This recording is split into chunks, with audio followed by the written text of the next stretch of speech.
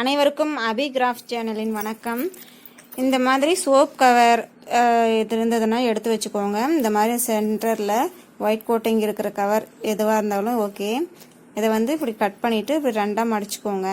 மடித்த பின்னாடி சைடு 2 முறை ஃபோல்ட் பண்ணிவிட்டு அதுக்கப்புறம் இந்த சைடு மேலே திருப்பிகிட்டே வந்தீங்கன்னா ஒரு கையில் திருப்பிக்கோங்க, ஒரு கையில் வந்து கீழே அந்த பெருவிரலால் கட்டை விரலால் பிடிச்சிக்கோங்க. இந்த கையில் மேலே தூக்கின மாதிரி மடிச்சுட்டே வந்துட்டு இந்த கையில் பிடிச்சிட்டிங்கன்னா நமக்கு ரோஸ் ரெடி ஆயிரும்.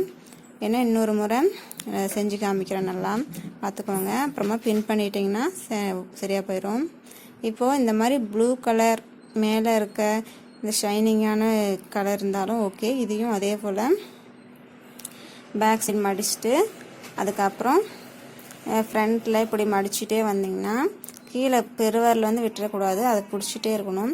கரெக்டாக அந்த ப்ளூ கலர் மட்டும் தெரிகிற மாதிரி இப்படி திருப்பி மடிச்சுட்டு வந்துடுங்க. லாஸ்ட்டாக ஒரு பின் பண்ணிக்கோங்க, அவ்வளோதான், சரியாக போயிடும். இப்போது இந்த மாதிரி நிறையா நம்ம ஃப்ளவர் இருந்தால் செஞ்சு வச்சுக்கோங்க. எனி கலர் இருக்கோ அந்த கலருக்கு ஏற்ற மாதிரி கட் பண்ணி வச்சுக்கோங்க.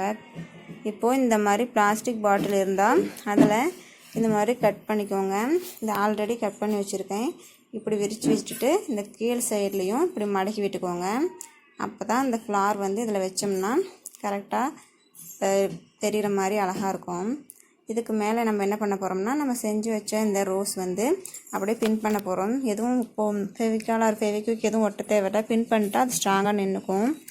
இப்படி பண்ண பிறகு இது ஃபுல்லாக செஞ்சுட்டேன். அடுத்து இன்னொரு இதை எடுத்து அதுலேயும் நம்ம என்ன பண்ண போகிறோம்னா மேலே இந்த மாதிரி சோப் கவரில் நல்லா செய்ய முடியலனா இந்த மாதிரி கவர் பார்த்தீங்கன்னா திருவிழா காலங்கள்லையோ இல்லை ஆயுத பூஜை அப்போ இந்த மாதிரி டெக்கரேஷனுக்காக கொடுத்துருப்பாங்க. அந்த கவர் எடுத்து வச்சிட்டிங்கன்னா இந்த மாதிரி ஃப்ளவர் செஞ்சிங்கன்னா சாதாரண இதில் இந்த மாதிரி செஞ்சிங்கன்னா சாதாரண கவரில் பேப்பர் பூ செய்கிறத விட இது வந்து கொஞ்சம் ஷைனிங்காக பார்த்தா லுக் ரொம்ப அருமையாக இருக்கும்.